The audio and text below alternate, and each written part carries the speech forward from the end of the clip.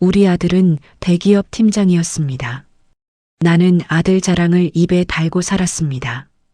우리 민수는 대기업 팀장이야. 동네 경로당에서도 친정 언니한테도 심지어 마트, 계산대 앞에서 잠깐 수다 떠는 사이에도 그 말이 먼저 나왔습니다. 아들이 팀장이 된 날 나는 혼자 조용히 소주 한 잔을 마셨습니다. 기쁨이 아니라 증명된 것 같아서였습니다. 내가 옳게 키웠다는 것, 내 선택이 틀리지 않았다는 것. 민수 아버지는 민수가 중학교 때 떠났습니다. 빚만 남기고 갔습니다. 나는 그 이후 20년을 공장과 식당을 오가며 살았고 민수 하나만 보고 버텼습니다. 그러니 아들 자랑이 유별나다고 해도 나는 억울하지 않았습니다. 그것은 자랑이 아니라 내 삶의 영수증 같은 것이었습니다. 수연이가 며느리가 된 건 민수가 33 때였습니다. 처음 봤을 때 나는 솔직히 마음에 들지 않았습니다. 예쁘지 않아서가 아니었습니다. 수연이는 나름 단정하고 얼굴도 고왔습니다. 문제는 따로 있었습니다. 그 아이는 직장이 없었습니다. 작은 회사 다니다가 몸이 안 좋아 그만뒀다고 했습니다. 부모님은 지방에 계시고 변변한 집안 배경도 없었습니다. 민수야, 굳이 저 애여야 하냐? 민수는 그 말을 못 들은 척 했습니다. 아니, 들었지만 대답하지 않았습니다. 그게 민수식의 고집이었습니다. 말은 안 해도 결코 굽히지 않는. 결혼식 날 나는 웃었습니다. 하지만 속으로는 계속 그 생각이 맴돌았습니다. 저 아이가 민수한테 뭘 해줄 수 있을까? 결혼 후 수연이는 전업주부가 되었습니다. 살림을 했고 밥을 차렸고 아이를 낳았습니다. 겉으로 보면 흠잡을 데 없었습니다. 시댁 행사도 빠지지 않았고 나한테 전화도 자주 했습니다. 그런데 나는 늘 그 아이를 볼 때마다 같은 생각을 했습니다. 내가 민수 덕에 사는 거야. 그 생각은 한 번도 말로 꺼낸 적 없었습니다. 하지만 말하지 않는다고 사라지는 건 아닙니다.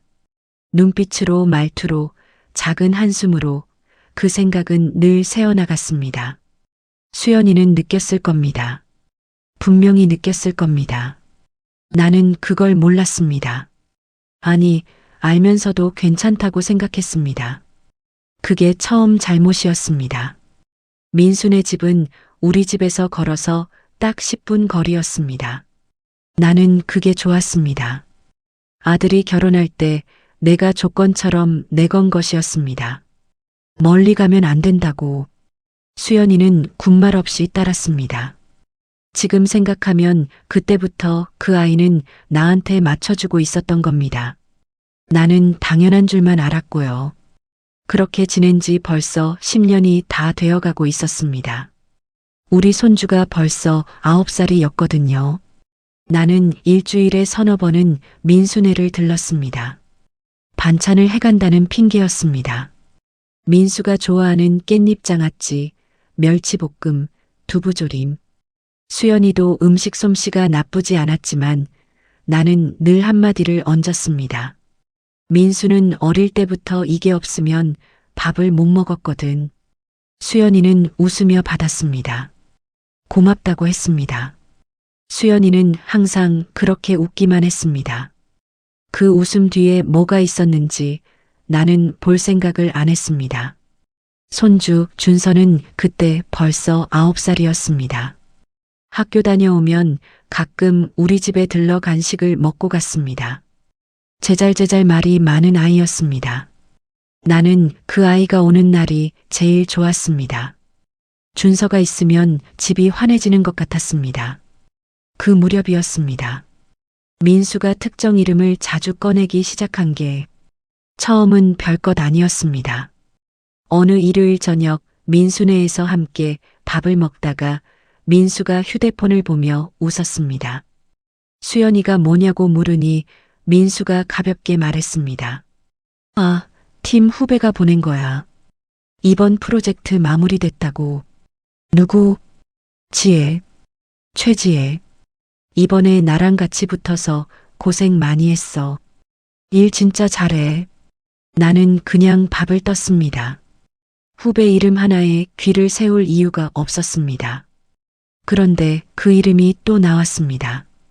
다음 주에도 그 다음 주에도 지혜가 기획안을 완전히 갈아엎었는데 그게 또 통했어. 야근하다가 지혜가 커피 사줘서 살았다. 부장님이 지혜 칭찬을 얼마나 하는지. 처음엔 유능한 후배 이야기겠거니 했습니다. 나는 오히려 흐뭇하기까지 했습니다. 우리 민수가 팀에서 인정받고 있다는 증거 같았으니까요. 문제는 수연이의 표정이었습니다. 민수가 그 이름을 꺼낼 때마다 수연이는 말이 없어졌습니다. 밥을 먹다가 숟가락을 내려놓거나 화제를 바꾸려는 듯 준서한테 말을 걸거나 나는 그걸 보면서도 대수롭지 않게 넘겼습니다. 예민한 거겠지 싶었습니다. 전업주부로 집에만 있으니 별것도 아닌 걸 크게 보는 거겠지. 그날 저녁 설거지를 마치고 나오는데 수연이가 조용히 저를 불렀습니다. 어머니, 목소리가 평소와 달랐습니다. 낮고 조심스럽고 무언가를 꺼내기 전에 한 번 더 삼킨 것 같은 목소리. 민수 씨가 요즘 그 후배 얘기를 너무 자주 해서요. 퇴근도 늦어지고 제가 이상한 건가요? 나는 잠깐 수연이를 봤습니다. 그리고 웃었습니다. 요즘 회사는 다 그래. 팀장이면 후배 챙기는 게 당연하지. 수연이는 더 말하지 않았습니다. 그렇죠. 딱 그 두 글자만 하고 부엌으로 돌아갔습니다. 나는 그날 집에 오면서 생각했습니다. 저 아이가 왜 저러나? 민수가 열심히 일하는 게 좋은 거지. 나중에 알았습니다. 그날 밤 수연이는 민수한테 처음으로 조심스럽게 말을 꺼냈고 민수는 예민하게 굴지 말라고 짧게 받아쳤다는 걸. 그리고 수연이는 그날 이후 혼자 조용히 메모를 시작했다는 걸. 카드네요. 귀가 시간. 문자 알림 소리가 울릴 때 민수가 휴대폰을 뒤집는 횟수. 그 아이는 이미 알고 있었던 겁니다. 나만 몰랐습니다. 그해 가을이었습니다. 민순의 결혼기념일이 10월 14일이었습니다. 나는 그날을 알고 있었습니다. 해마다 내가 먼저 챙겼으니까요. 미역국 재료를 들고 가거나 준서 데리고 외식하러 가거나 수연이는 그게 부담스러웠을 수도 있습니다. 하지만 나는 그런 생각을 해본 적이 없었습니다. 그의 결혼기념일 사흘 전이었습니다. 수연이한테서 전화가 왔습니다. 목소리가 이상했습니다. 밝은 척 하려는데 밝지 않은, 괜찮은 척 하려는데 괜찮지 않은 목소리. 어머니, 시간 되시면 잠깐 올 수 있으세요? 나는 마침 할 일이 없었습니다. 걸어서 10분이니 금방이었습니다. 민순의 거실에 앉았습니다. 수연이가 차를 내왔습니다. 준서는 학교에 가고 없었습니다. 둘만 있었습니다. 수연이는 차를 한 모금 마시고 한참을 말이 없었습니다. 나는 기다렸습니다. 무슨 말을 꺼내려는지 짐작이 가지 않았습니다. 어머니, 응, 민수 씨 회사 후배 있잖아요. 최지혜 씨. 나는 찻잔을 내려놓았습니다. 그 후배랑 너무 자주 붙어 다니는 것 같아요. 퇴근도 늘 같이 하고 주말에도 업무 카톡이 그 사람한테서 제일 많이 와요. 지난주엔 팀 회식이라고 했는데 나중에 보니까 둘이서만 간 거더라고요. 수연이의 손이 찻잔을 감싸고 있었습니다. 손마디가 하얗게 힘이 들어가 있었습니다. 제가 오해하는 걸까요, 어머니? 나는 그 눈빛을 봤습니다. 오해가 아니라는 걸 알면서도 오해이길 바라는 눈빛. 누군가 아니라고 말해주길 기다리는 눈빛. 그 눈빛이 무엇을 뜻하는지 나는 알았습니다. 알면서도 외면했습니다. 수연아, 요즘 회사 분위기가 다 그래. 야근도 같이 하고 밥도 같이 먹고 남녀가 같이 일하면 어떻게 선을 딱 긋냐. 수연이는 아무 말이 없었습니다. 민수가 팀장이잖아. 팀장이면 후배 케어하는 게 당연한 거야. 그걸 이상하게 보면 민수만 힘들어. 그래도 수연이는 말이 없었습니다. 나는 한마디를 더 얹었습니다. 지금도 그 말이 혀끝에 남아 있습니다. 그리고 수연아, 솔직히 말할게. 민수가 집에 오면 내가 뭘 해줘?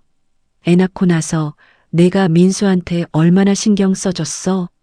남자가 밖에서 인정받고 싶은 거 당연한 거야. 그걸 집에서 못 채워주면 밖에서 찾는 거고. 그 말을 하면서 나는 조언을 한다고 생각했습니다. 틀린 말이 아니라고 생각했습니다. 수연이의 얼굴이 그 순간 얼어붙었습니다. 찻잔을 쥔 손에서 힘이 빠지는 게 보였습니다. 눈이 한번 깜빡였습니다. 천천히, 아주 천천히. 그리고 수연이는 웃었습니다. 웃으면 안 되는 자리에서 웃는 사람의 얼굴이었습니다. 그렇군요, 어머니. 나는 그 웃음이 뭔지 몰랐습니다. 지금은 압니다. 그건 포기하는 얼굴이었습니다. 더 말해봤자 소용없다는 걸 깨닫는 순간의 얼굴. 마지막으로 기댈 수 있을 거라 생각했던 사람한테서 등을 돌려야겠다고 결심하는 얼굴. 나는 집으로 돌아오면서 민수한테 전화를 했습니다. 민수야, 수연이가 좀 예민해진 것 같다. 내가 잘 달래줘라. 민수는 알겠어요. 엄마하고 끊었습니다. 그날 밤 수연이가 혼자 울었다는 건 나중에야 알았습니다. 준서가 자고 나서 화장실에 들어가 수도를 틀어놓고 울었다는 걸, 소리가 새어나올까봐 수도를 틀었다는 걸, 그리고 그날 밤부터 수연이는 아무것도 묻지 않았습니다. 더 이상 나한테도 민수한테도. 대신 수연이는 서랍 속 노트를 꺼냈습니다. 그동안 혼자 적어두었던 날짜들, 시간들, 카드 내역들. 거기에 그날 날짜를 하나 더 적었습니다. 결혼기념일 사흘 전. 어머니께 말씀드렸으나 소용없음. 이제 혼자 한다. 나는 그 노트의 존재를 그때는 몰랐습니다. 수연이가 이미 마음을 굳히고 있다는 것도 몰랐습니다. 나는 그냥 집으로 돌아와 저녁을 차렸습니다. 아무 일 없는 것처럼. 10월 14일이었습니다. 민수와 수연이의 11번째 결혼기념일. 나는 그날 아침 수연이한테 문자를 보냈습니다. 오늘 기념일이지? 민수가 바쁠 텐데 내가 준서 저녁에 봐줄까?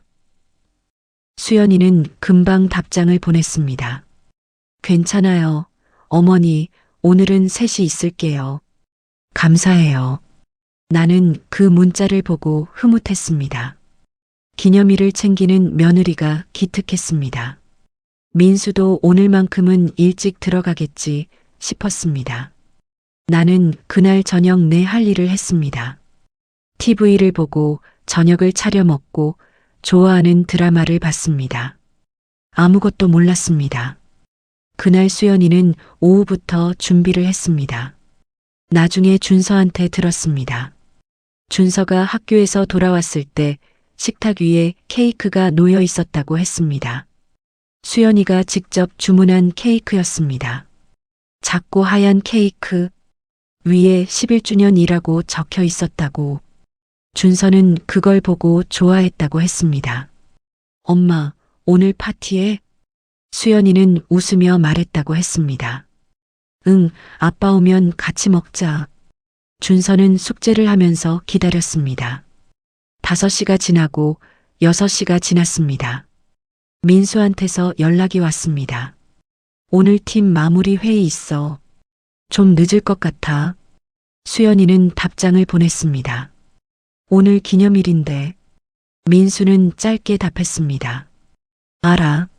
최대한 빨리 갈게. 수연이는 준서한테 말했습니다. 준서야, 아빠 회의 있대. 조금만 더 기다리자. 준서는 고개를 끄덕였습니다. 숙제를 다 마치고 나서도 아빠가 오지 않자 소파에 앉아 발을 흔들었습니다. 7시가 됐습니다. 엄마, 배고파? 그래, 먼저 우리 밥 먹자. 아빠는 나중에 케이크만 같이 먹으면 되지. 수연이는 준서 밥을 차렸습니다. 둘이 마주 앉아 밥을 먹었습니다. 수연이는 밥을 별로 못 먹었다고 했습니다. 준서는 그것도 눈치챘다고 했습니다. 하지만 아무 말 안 했다고. 8시가 됐습니다. 민수한테서 연락이 없었습니다. 수연이가 전화를 했습니다. 받지 않았습니다. 문자를 보냈습니다. 답장이 없었습니다. 그때 수연이 휴대폰에 알림이 떴습니다. 카드 사용 알림. 민수 카드 10월 14일 2014 5호텔 레스토랑 94,000원. 수연이는 그 알림을 한참 들여다봤습니다. 호텔 레스토랑. 회의가 있다던 사람이. 수연이는 천천히 휴대폰을 내려놓았습니다. 그리고 케이크를 바라봤습니다. 11주년이라고 적힌 하얀 케이크를. 초에 불도 붙이지 못한 채 식탁 위에 그대로 있는 케이크를. 준서가 옆에서 그 케이크를 보고 있었습니다. 엄마. 수연이는 대답하지 못했습니다. 엄마, 아빠 오늘 안 와? 수연이는 입술을 한번 깨물었습니다. 눈이 빨개지는 걸 들키지 않으려고 고개를 살짝 돌렸습니다. 조금 있으면 올 거야. 준서는 그 말이 사실이 아니라는 걸 알았을 겁니다. 9살짜리도 압니다. 엄마 목소리가 평소와 다를 때, 엄마 눈이 빨개질 때, 그게 무엇을 뜻하는지. 준서는 아무 말도 하지 않았습니다. 대신 소파에서 내려와 수연이 옆으로 왔습니다. 그리고 조용히 수연이 손을 잡았습니다. 말 한마디 없이 그냥 꼭. 수연이는 그 순간 터질 뻔했다고 했습니다. 아이 앞에서 무너지면 안 된다는 생각 하나로 버텼다고. 눈물이 턱까지 차올랐는데 준서가 손을 잡는 바람에 오히려 더 참기 힘들었다고. 나중에 수연이가 이혼 서류를 내밀던 날 나한테 그 이야기를 했습니다. 담담하게. 그날 준서가 제 손 잡아줬어요. 9살짜리가요. 나는 그 말을 듣고 처음으로 말문이 막혔습니다. 내가 그날 뭘 하고 있었는지가 떠올랐기 때문입니다. 드라마를 보고 있었습니다. 민수는 그날 밤 11시가 넘어 들어왔습니다. 수연이는 준서를 재우고 거실에 앉아 있었습니다. 케이크는 그대로였습니다. 초는 여전히 꽂혀 있었습니다. 불을 붙인 적도 없는 초가. 민수는 수연이 얼굴을 보고 멈칫했습니다. 수연이는 아무 말도 하지 않았습니다. 소리도 눈물도 추궁도 없었습니다. 그냥 민수를 한번 바라보고 일어나서 방으로 들어갔습니다. 민수는 그게 더 무서웠을 겁니다. 수연이는 그날 밤 방 안에서 노트를 꺼냈습니다. 그리고 적었습니다. 10월 14일 결혼기념일 호텔 레스토랑 영수증 확인. 준서가 내 손을 잡았다. 이제 됐다. 이제 됐다. 그 세 글자가 무슨 뜻인지 나는 한참 뒤에야 알았습니다. 수연이가 우리 집에 온 건 결혼기념일로부터 일주일 뒤였습니다. 준서 학교 보내고 오전에 왔습니다. 손에 아무것도 들지 않았습니다. 반찬도 과일도 늘 들고 오던 뭔가가 없었습니다. 그것만으로도 평소와 달랐습니다. 나는 문을 열어주면서 물었습니다. 왜 무슨 일이야? 수연이는 들어와서 소파에 앉았습니다. 그리고 핸드폰을 꺼내 식탁 위에 올려놓았습니다. 어머니, 보여드릴 게 있어요. 화면에는 캡처 사진들이 있었습니다. 카드 사용 내역이었습니다. 날짜별로 정리된 호텔 결제 내역. 같은 호텔이 3번. 출장이라던 날짜와 겹치는 날짜. 그리고 한 장 더. 호텔 주차장 CCTV 캡처 사진. 민수차가 찍혀 있었습니다. 조수석에서 내리는 사람의 뒷모습이 함께. 나는 그 사진들을 봤습니다. 외면할 수 없는 것들이었습니다. 그런데도 나는 외면했습니다. 이게 다 뭐야? 내가 어떻게 이런 걸 다. 어머니. 수연이의 목소리는 떨리지 않았습니다. 오히려 그게 더 이상했습니다. 울거나 흥분할 줄 알았는데 수연이는 너무 차분했습니다. 오래 준비한 사람의 차분함이었습니다. 민수 씨 외도 맞아요. 증거 다 있어요. 어머니한테 먼저 말씀드리는 거예요. 나는 그 말을 듣고 속에서 뭔가가 끌어올랐습니다. 분노였습니다. 민수한테가 아니라 수연이한테. 지금 생각하면 그게 말이 안 됩니다. 하지만 그때 나는 그랬습니다. 이 아이가 왜 이런 걸 들고 와서 우리 가정을 흔드나? 왜 나한테 이걸 보여주나? 왜 조용히 넘어가지 않나? 수연아. 네. 남자가 사회생활하다 보면 그럴 수도 있어. 수연이는 눈을 한번 깜빡였습니다. 어머니. 아니, 내 말 들어봐. 민수가 회사에서 얼마나 스트레스를 받는데, 팀장이 얼마나 힘든 자리인데, 그걸 내가 알아? 수연이는 아무 말도 하지 않았습니다. 나는 계속했습니다. 그리고 솔직히 말할게. 애 낳고 나서 내가 민수한테 얼마나 잘해줬어? 결혼 초에 내가 어땠는지 생각해봐. 남편이 집에 오고 싶게 만들어야지. 여자가 노력을 해야 남자가 안 나가지. 그 말을 하면서 나는 틀리지 않았다고 생각했습니다. 진심으로. 애도 낳았으면 내가 더 잘해야지. 가정을 지키고 싶으면 내가 먼저 변해야 해. 수연이의 얼굴이 그 순간 완전히 굳었습니다. 표정이 사라졌습니다. 울지도 반박하지도 않았습니다. 그냥 나를 바라봤습니다. 뭔가를 확인하듯이, 내가 어디까지 할 수 있는 사람인지를 끝까지 확인하듯이. 나는 그 눈빛을 이상하게 여기지 않았습니다. 어머니, 지금 하신 말씀 기억해 둘게요. 나는 그 말의 뜻을 몰랐습니다. 경고인지 다짐인지 아니면 그냥 하는 말인지. 수연이는 핸드폰을 집어들고 일어났습니다. 가방을 챙기고 현관으로 걸어갔습니다. 신발을 신으면서 한 번도 돌아보지 않았습니다. 문이 닫혔습니다. 나는 소파에 앉아 한동안 멍하니 있었습니다. 그리고 민수한테 전화를 했습니다. 민수야, 수연이가 이상한 것 같다. 무슨 사진이니 뭐니 들고 와서 나한테 보여주고 갔어.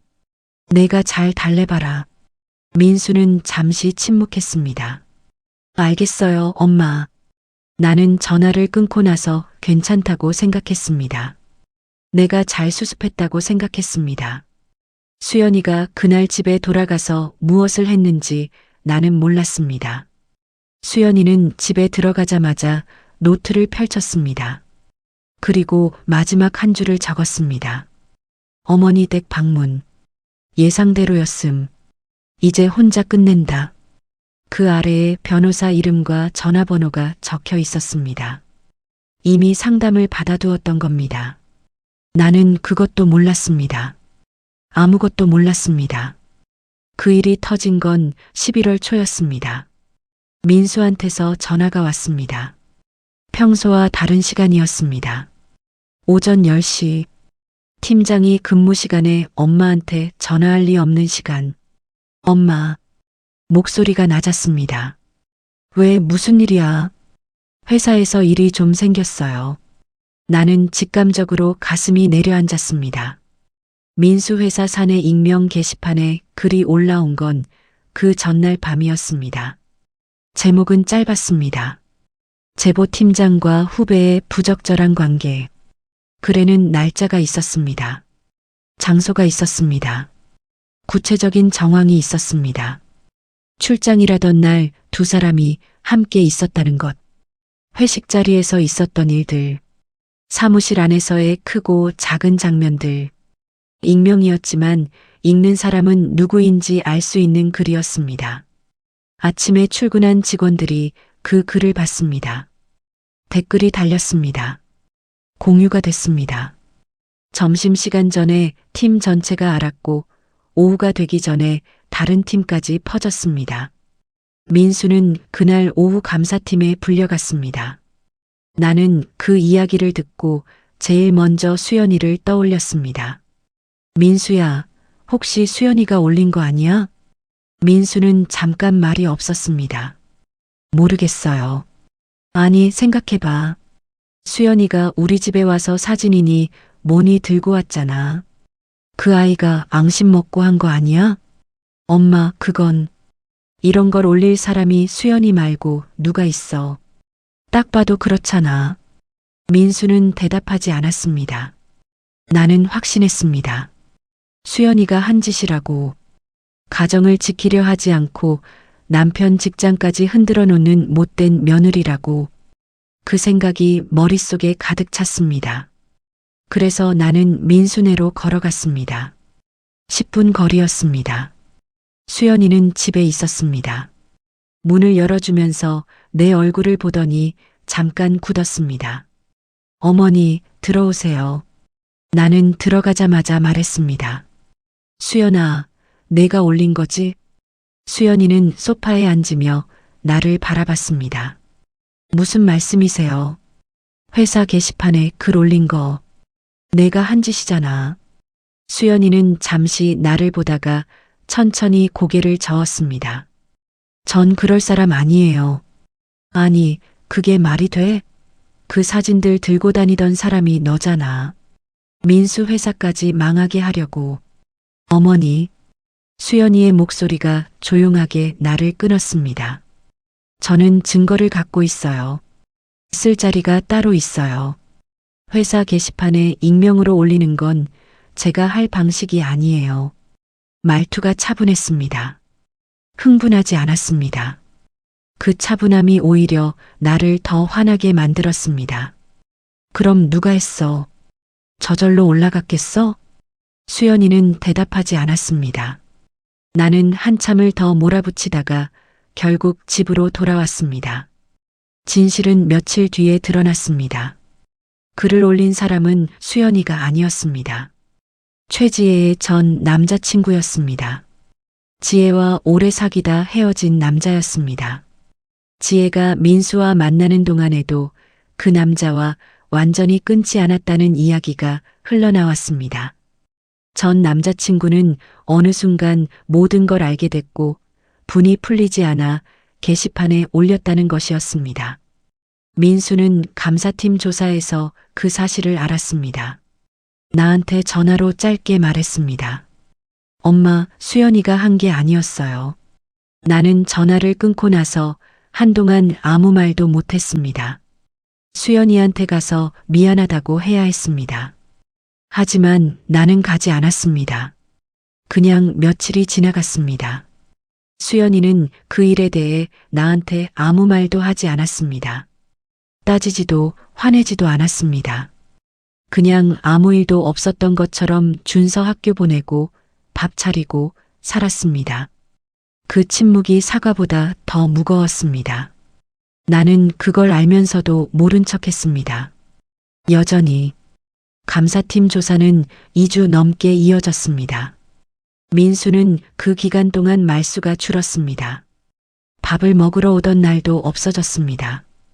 전화를 해도 짧게 받고 끊었습니다. 나는 그게 조사 때문이려니 했습니다. 억울한 일을 당한 아들이 힘든 거라고만 생각했습니다.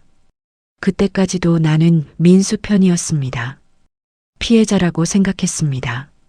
조사가 마무리되던 날 민수가 우리 집에 왔습니다. 오랜만이었습니다. 현관에 들어서는 얼굴이 반쪽이 된 것 같았습니다. 눈밑이 어두웠고 넥타이를 풀어 헤친 채였습니다. 나는 밥을 차려줬습니다. 민수는 몇 숟갈 뜨다가 숟가락을 내려놓았습니다. 엄마, 나 할 말 있어요. 응, 말해. 민수는 한동안 식탁만 바라봤습니다. 지혜가 나만 만난 게 아니었어요. 나는 찻잔을 내려놓았습니다. 무슨 말이야? 감사팀 조사하면서 나온 거예요.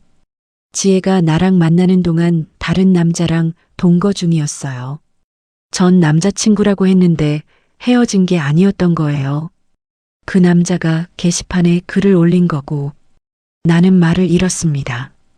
그리고 민수가 잠깐 멈췄습니다.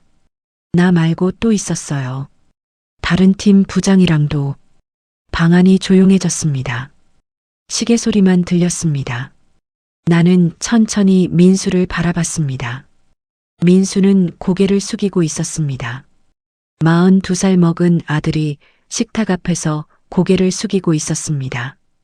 그럼 민수 너는? 저는 두 번째였던 거예요. 그 말이 방 안에 떨어졌습니다. 두 번째? 나는 그 말의 무게를 한참 뒤에야 실감했습니다. 민수가 특별했던 게 아니었습니다. 선택받은 게 아니었습니다. 그냥 여러 명 중 하나였습니다. 우리 아들이, 내가 그렇게 자랑하던 대기업 팀장 아들이, 그 아이가 왜 그런 거야? 뭔가 노린 거 아니야? 민수는 쓴웃음을 지었습니다. 모르겠어요. 감사팀도 동기까지는 못 밝혔어요. 그냥 그런 사람이었던 거겠죠. 나는 속에서 뭔가가 무너지는 느낌이 들었습니다. 분노가 올라왔습니다. 지혜라는 아이한테, 우리 아들을 이용한 그 아이한테. 나는 그 분노에 기대서 생각했습니다.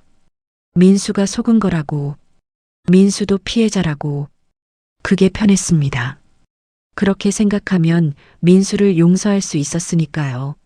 아니, 용서라는 말도 필요 없었습니다. 피해자니까, 잘못이 없는 거니까. 엄마, 저 잘못했어요. 민수가 조용히 말했습니다. 나는 깜짝 놀랐습니다. 수연이한테 잘못했어요. 알면서도 계속했어요. 지혜가 어떤 사람인지 몰랐던 건 맞는데 수연이를 속인 건 제가 한 거잖아요. 나는 그 말을 듣고 뭐라고 해야 할지 몰랐습니다. 아들이 잘못을 인정하는 게 낯설었습니다. 민수가 고개를 숙이는 일이 흔한 일이 아니었습니다. 그런데 지금 내 앞에서 고개를 숙이고 있었습니다. 나는 한참 있다가 말했습니다. 수연이한테 잘 빌어.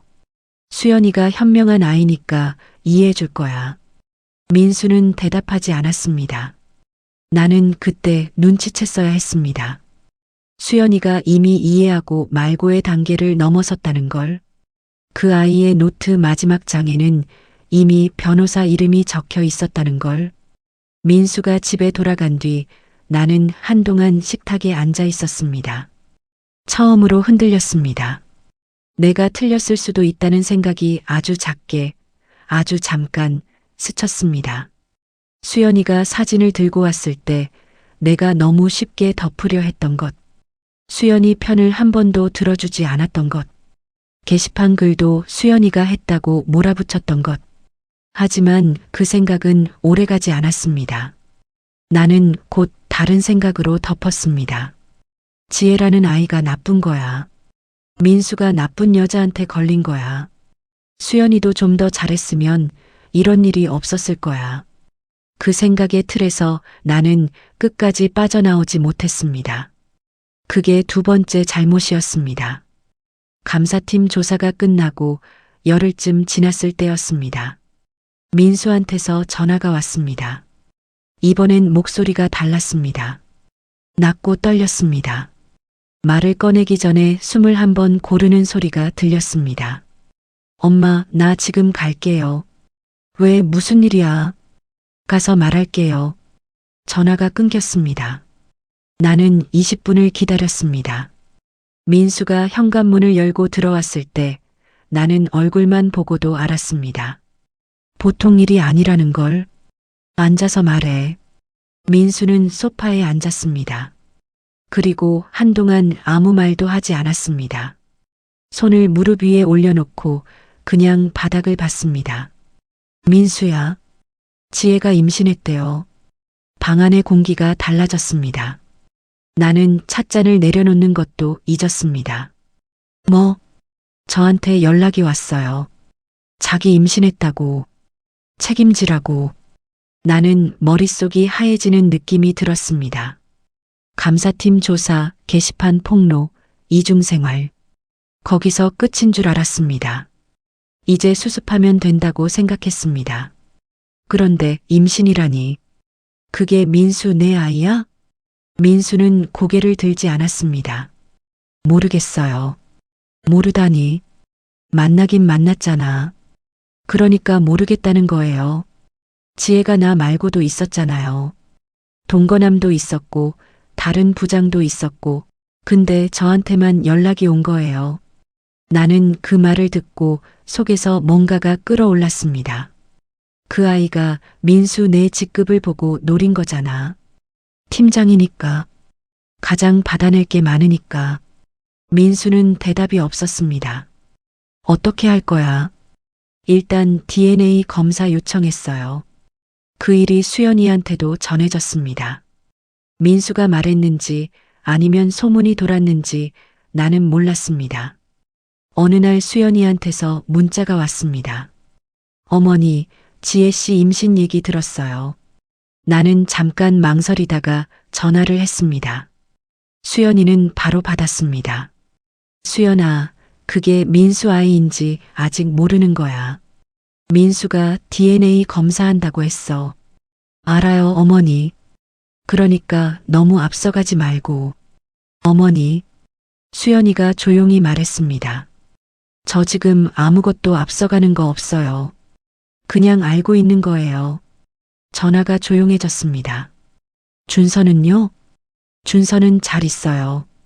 그래, 준서한테는 아무 말 하지 마. 아직 어리니까. 수연이는 잠깐 침묵했습니다. 어머니, 준서는 이미 알아요. 뭘 알아?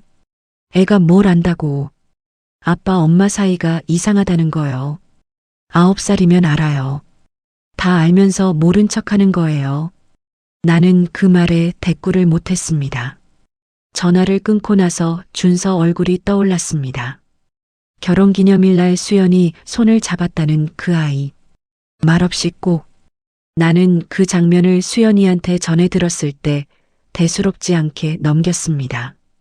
그런데 지금 다시 떠오르니 달랐습니다. 9살짜리가 말 대신 손을 잡는다는 게 어떤 의미인지 처음으로 조금 알 것 같았습니다. 하지만 그 생각도 오래가지 않았습니다. DNA 검사 결과가 나온 건 3주 뒤였습니다. 민수가 전화로 말했습니다. 목소리가 이상했습니다.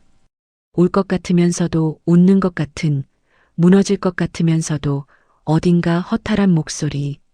엄마. 응? 제 아이 아니에요. 나는 말이 나오지 않았습니다. 검사 결과 나왔어요. 제 아이 아닌 거 확인됐어요. 그럼 누구 아이야? 동거남이래요. 지혜가 나중에 인정했어요. 저한테 연락한 건 제 직급이랑 연봉 보고 한 거라고. 팀장이니까 받아낼 수 있다고 생각한 거래요. 방안이 고요해졌습니다. 나는 한동안 아무 말도 하지 못했습니다. 우리 아들이 이용당했습니다. 처음부터 끝까지. 사내 불륜도 임신 통보도 전부 계산된 것이었습니다. 민수는 그 안에서 아무것도 몰랐습니다. 아니, 알면서도 넘어갔습니다. 그리고 결국 이렇게 됐습니다. 나는 분노했습니다. 지혜한테. 그런데 그 분노 뒤에 다른 감정이 따라왔습니다. 아주 조용하게, 아주 천천히. 부끄러움이었습니다. 민수가 이용당하는 동안 수연이는 혼자 증거를 모았습니다. 카드 내역을 적고 CCTV 캡처를 모으고 노트에 날짜를 기록했습니다. 그리고 나한테 먼저 말하러 왔습니다. 마지막으로 기회를 주려고. 나는 그 아이한테 뭐라고 했습니까? 남자가 사회생활하다 보면 그럴 수도 있다고 했습니다. 내가 더 잘해야지 라고 했습니다. 가정을 지키고 싶으면 내가 먼저 변하라고 했습니다. 그리고 게시판 글도 내가 올린 거 아니냐고 몰아붙였습니다. 나는 한 번도, 단 한 번도 수연이 편이 아니었습니다. 그 부끄러움이 가슴 한가운데를 눌렀습니다. 하지만 나는 그것도 삼켰습니다. 인정하면 내가 틀린 게 되니까. 내 아들을 나쁜 놈으로 만드는 것 같으니까. 그래서 나는 또 덮었습니다. 민수도 피해자야. 나쁜 여자한테 걸린 거야. 그 말을 속으로 되뇌면서 그날 밤 민수는 수연이한테 말했습니다.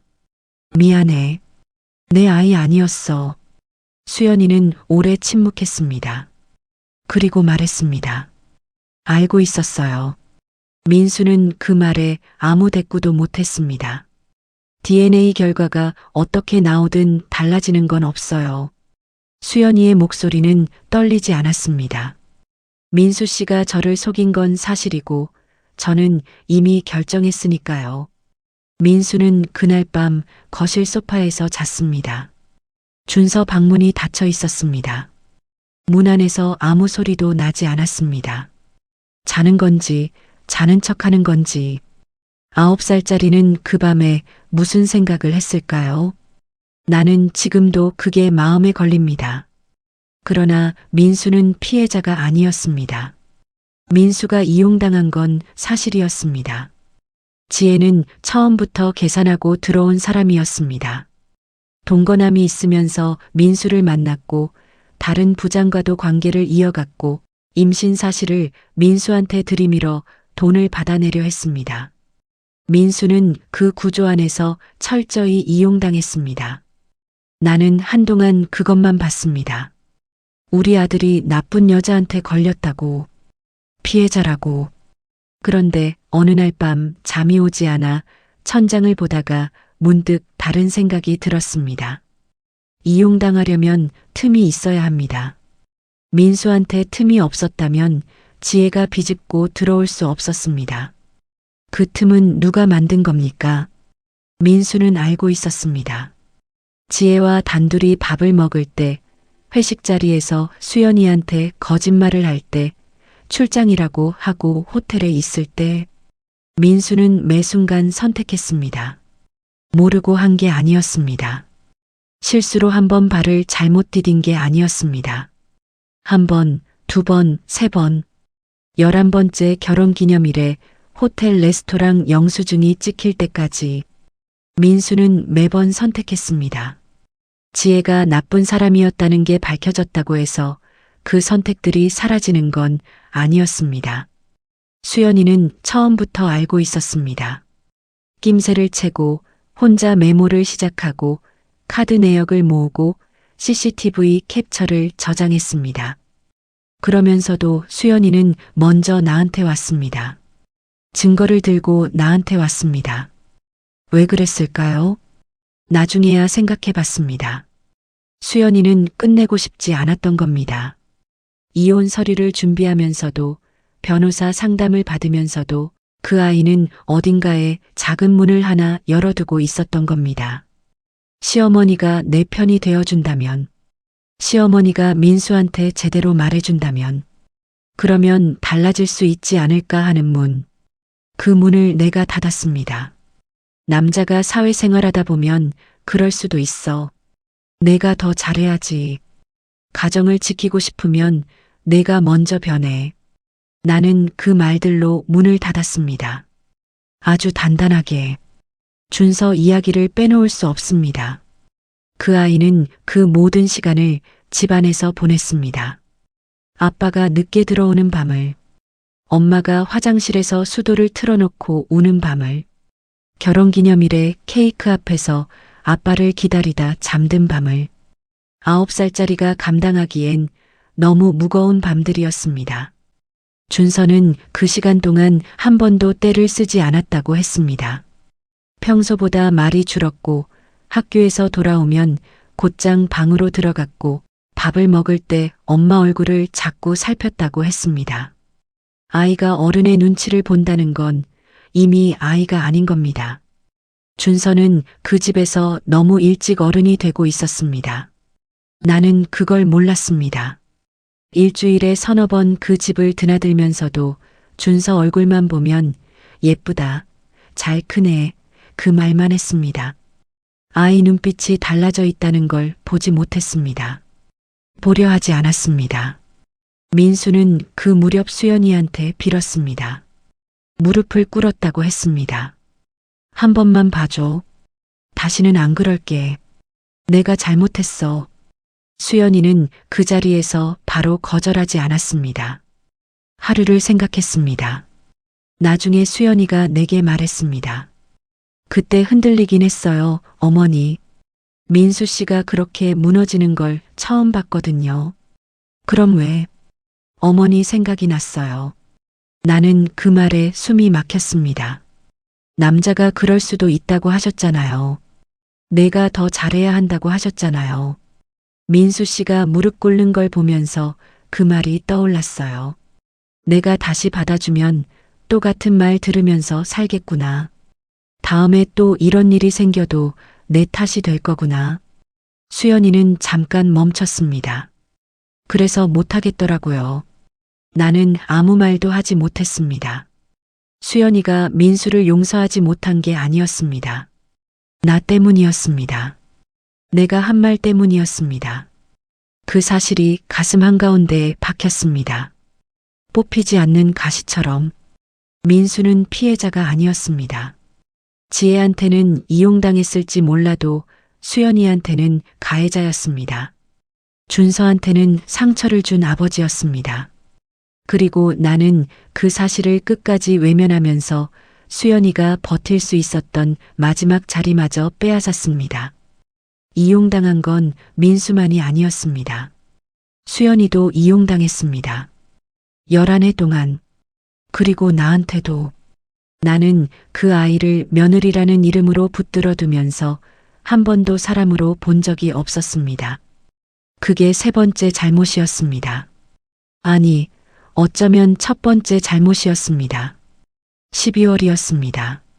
그 12월에 수연이가 이혼 서류를 들고 왔습니다. 초인종이 울렸습니다. 문을 열었더니 수연이가 서 있었습니다. 두꺼운 코트를 입고 있었습니다. 손에 서류 봉투를 들고 있었습니다.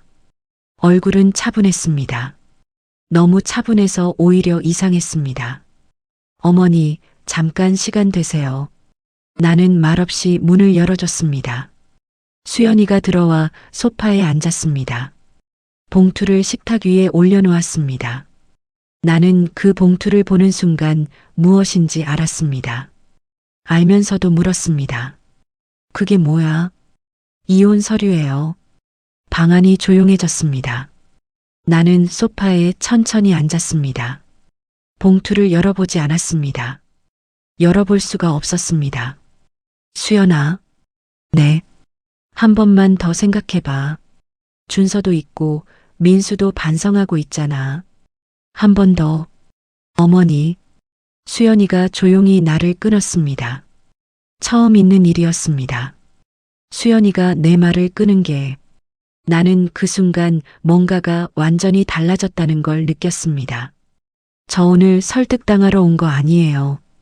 그럼 왜 온 거야? 서류는 민수한테 주면 되지.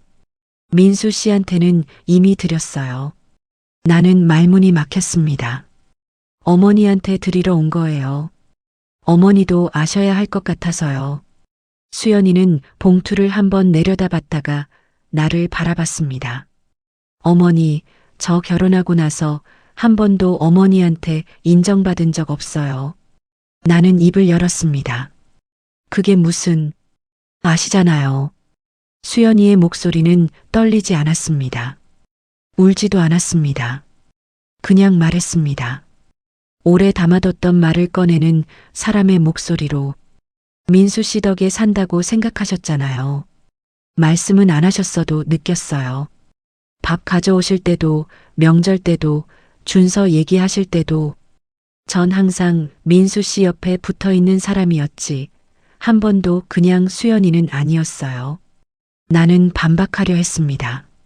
그런데 말이 나오지 않았습니다. 틀린 말이 없었기 때문입니다. 증거 들고 왔을 때 제 편 들어주셨으면 달랐을 거예요. 어머니가 민수 씨한테 한마디만 제대로 해주셨으면 달랐을 거예요. 근데 어머니는 그러지 않으셨잖아요. 수연이는 잠깐 멈췄습니다. 그게 어머니 잘못은 아니에요.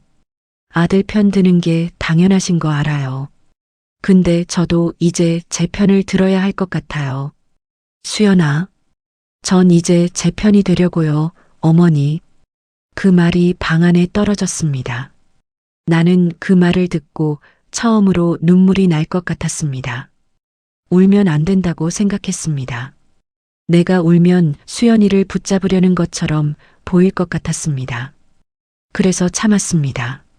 수연이는 자리에서 일어났습니다. 준서는 제가 데리고 나갈 거예요. 민수 씨도 동의했어요. 면접 교섭은 협의할게요. 준서를. 어머니, 준서 보고 싶으시면 연락 주세요. 제가 막을 생각 없어요. 나는 그 말에 가슴이 무너졌습니다. 막지 않겠다는 말이 오히려 더 아팠습니다. 화를 내거나 다시는 보지 말자고 했다면 차라리 나았을 겁니다. 그냥 담담하게 보고 싶으면 연락하라고 하는 수연이가 더 멀게 느껴졌습니다. 수연이는 코트를 여미고 현관으로 걸어갔습니다. 신발을 신으면서 한번 돌아봤습니다. 어머니, 건강하세요. 그게 마지막이었습니다. 문이 닫혔습니다. 나는 식탁위 봉투를 한참 바라봤습니다. 열어보지 않았습니다. 열어볼 수가 없었습니다. 그 봉투 안에 내가 틀렸다는 증거가 있는 것 같아서 그날 밤 나는 잠을 자지 못했습니다.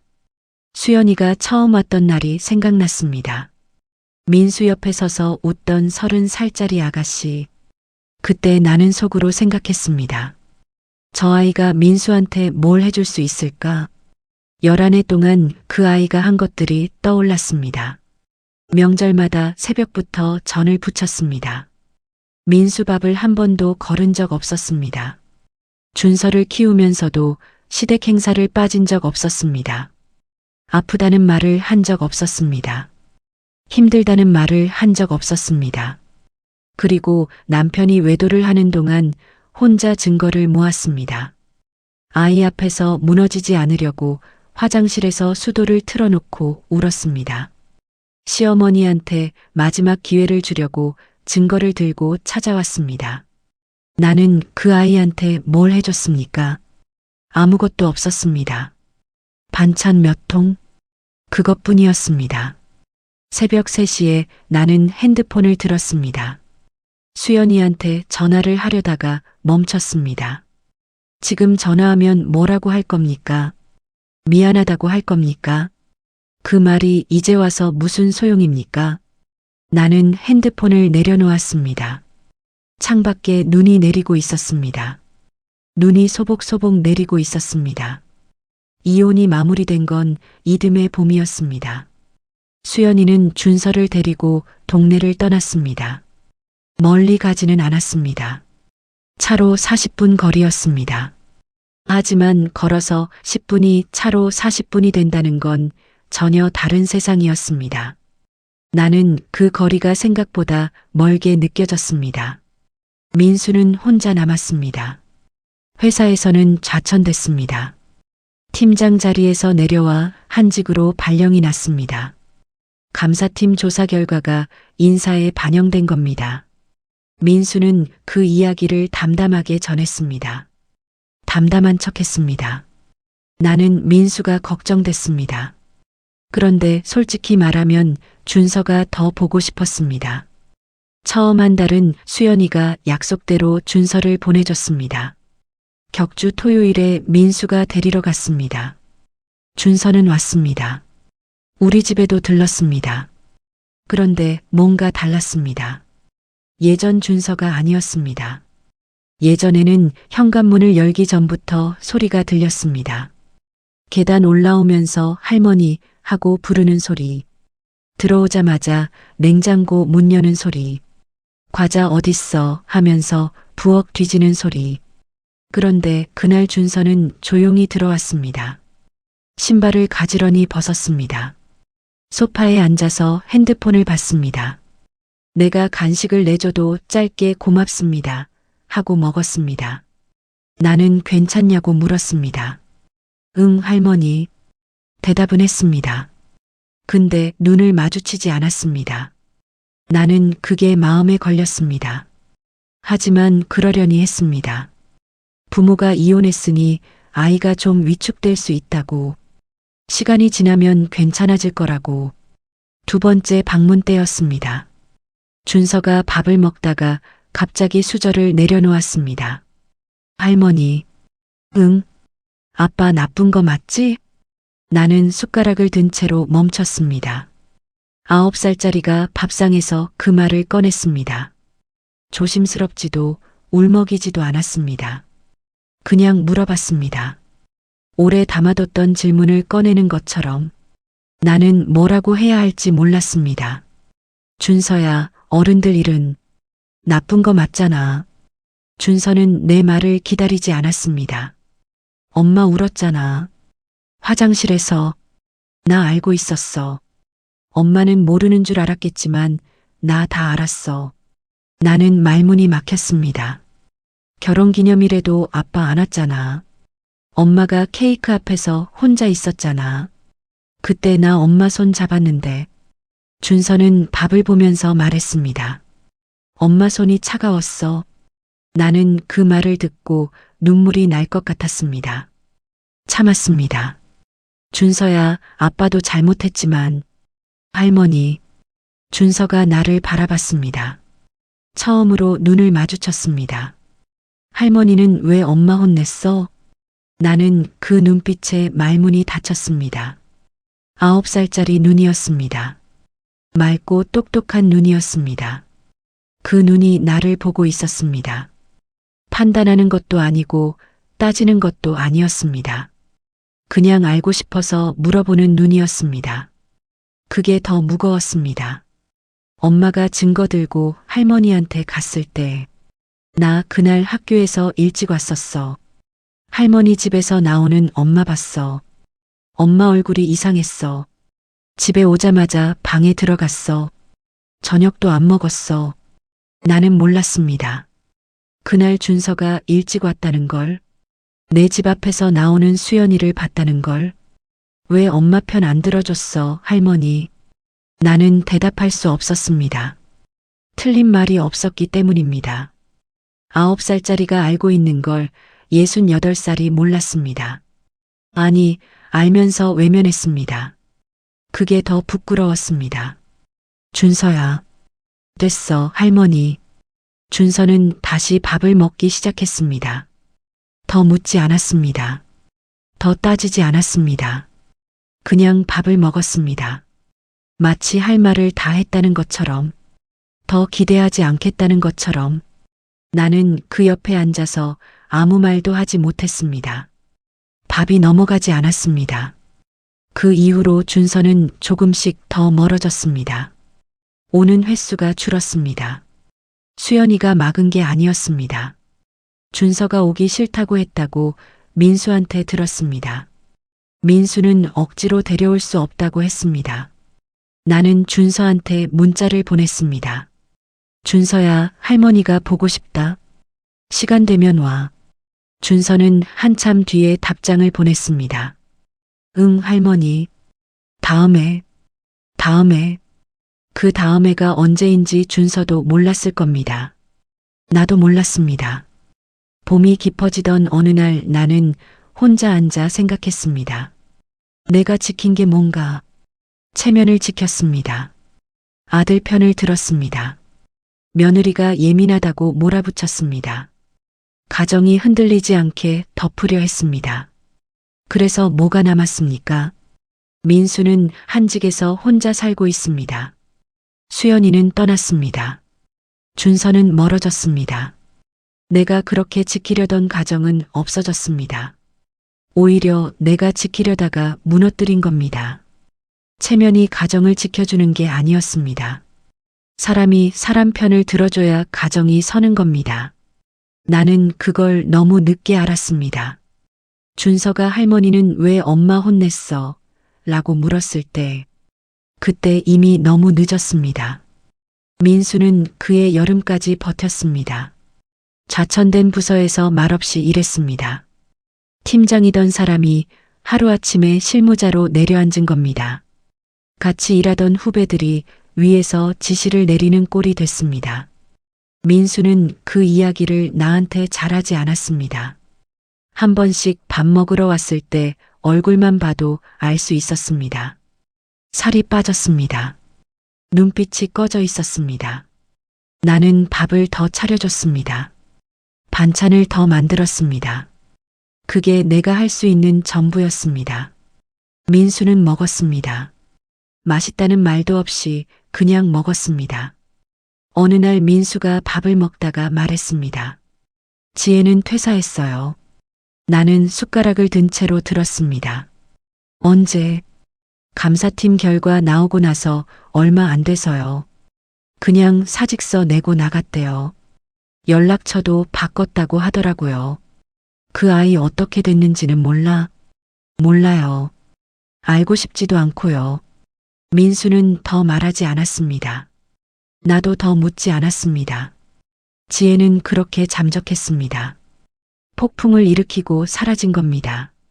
민수 직장을 흔들고 가정을 박살내고 임신 거짓말까지 하고 그리고 그냥 사라졌습니다.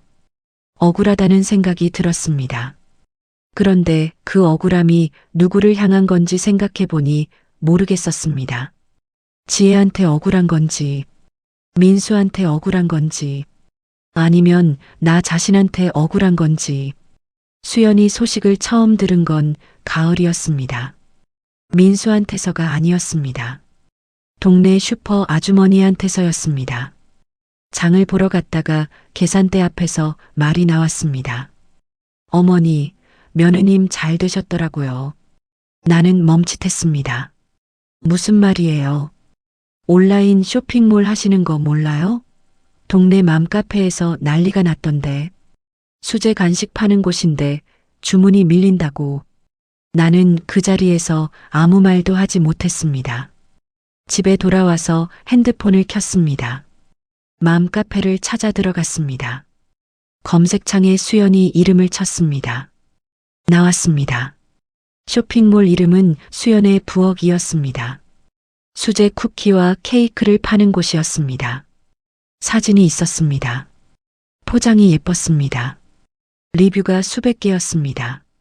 후기 사진들이 줄줄이 달려 있었습니다. 별점은 거의 다 5개였습니다. 리뷰 하나가 눈에 걸렸습니다. 사장님이 직접 손으로 만드신다고 하더라고요. 맛도 맛인데 포장 하나하나에 정성이 느껴져요. 선물했더니 받은 분이 더 감동받으셨어요. 나는 그 리뷰를 한참 읽었습니다.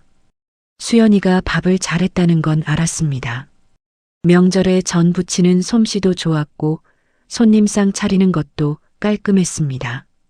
그런데 나는 그것을 당연하게 여겼습니다. 며느리니까 당연한 거라고. 민수 덕에 사는 사람이 밥이라도 잘해야 한다고. 그 손이 지금 누군가한테 감동을 주고 있었습니다. 내가 당연하게 여기던 것들이 세상 앞에서는 대단한 것이었습니다. 준서한테 물어보고 싶었습니다. 엄마 잘 지내냐고. 밥은 잘 먹냐고. 쇼핑몰 하는 거 힘들지 않냐고. 그런데 준서한테 그 말을 꺼내기가 어려웠습니다. 할머니는 왜 엄마 혼냈어? 그 질문이 아직 내 안에 박혀 있었습니다. 대신 민수한테 슬쩍 물었습니다. 수연이 쇼핑몰 하는 거 알았어? 민수는 잠깐 멈췄습니다. 알았어요. 언제부터야? 꽤 됐어요. 이혼하고 얼마 안 돼서 시작했다고 하더라고요. 잘 돼? 민수는 짧게 말했습니다. 잘 된대요. 그리고 더 말하지 않았습니다. 나는 민수 얼굴을 봤습니다. 뭔가 복잡한 게 지나갔습니다. 자랑스럽기도 하고 미안하기도 하고 씁쓸하기도 한 얼굴이었습니다. 민수는 알고 있었던 겁니다. 수연이가 얼마나 단단한 사람인지 그걸 알면서도 배신했던 겁니다. 나는 그날 밤 오래 앉아 있었습니다. 수연이가 처음 왔던 날을 생각했습니다. 30살짜리 아가씨가 민수 옆에 서 있었습니다. 나는 속으로 생각했습니다. 저 아이가 민수한테 뭘 해줄 수 있을까? 11해가 지났습니다. 수연이는 민수한테 모든 걸 줬습니다. 젊음을 줬습니다. 청춘을 줬습니다. 준서를 낳았습니다. 살림을 했습니다. 배신을 당하면서도 끝까지 가정을 지키려 했습니다. 그리고 아무도 도와주지 않는 자리에서 혼자 일어섰습니다. 누구의 도움도 없이, 민수 도움도 없이, 내 도움도 없이, 수연의 부엌. 그 이름이 자꾸 눈앞에 아른거렸습니다. 수연이가 자기 이름으로 차린 가게였습니다. 민수의 아내도 아니고 누구의 며느리도 아닌 그냥 이수연이라는 사람의 이름으로. 나는 그제야 알았습니다. 수연이는 처음부터 약한 사람이 아니었습니다. 내가 약하게 만들려 했던 겁니다. 민수 덕에 산다고, 내가 더 잘해야 한다고, 남자가 그럴 수도 있다고. 그 말들로 계속 그 아이를 눌렀던 겁니다. 그런데 수연이는 눌리지 않았습니다. 조용히 버티다가, 조용히 증거를 모으다가, 조용히 서류를 내밀고, 조용히 혼자 일어섰습니다. 시끄럽지 않았습니다. 소란스럽지 않았습니다. 그냥 묵묵히. 그게 나보다 훨씬 강한 사람의 방식이었습니다. 겨울이 오기 전이었습니다. 준서한테서 문자가 왔습니다. 할머니, 나 이번 주 토요일에 아빠네 가는데 할머니 집도 잠깐 들러도 돼? 나는 그 문자를 보고 한참을 멍하니 있었습니다. 준서가 먼저 연락을 했습니다. 그럼 와. 할머니가 기다릴게. 답장을 보내고 나서 핸드폰을 내려놓았습니다. 뭘 해줄까 생각했습니다. 준서가 좋아하는 거, 고구마 케이크를 좋아했습니다. 내가 만들어줬던 걸 잘 먹었습니다. 그런데 손이 멈췄습니다. 수연이 부엌에서 파는 케이크가 떠올랐습니다. 나는 한동안 그 생각을 했습니다. 내가 만드는 케이크와 수연이가 만드는 케이크, 준서는 어느 쪽이 더 맛있을까요? 그건 중요한 게 아니었습니다. 중요한 건 수연이가 만드는 케이크 하나하나에 정성이 담겨 있다는 리뷰였습니다. 그 정성이 어디서 왔을까요? 11해 동안 아무도 알아주지 않아도 밥을 차리고 살림을 하던 그 손에서 왔을 겁니다. 나는 밀가루를 꺼냈습니다. 준서를 위해 케이크를 만들었습니다. 잘 만들어지지 않았습니다. 손이 떨렸습니다.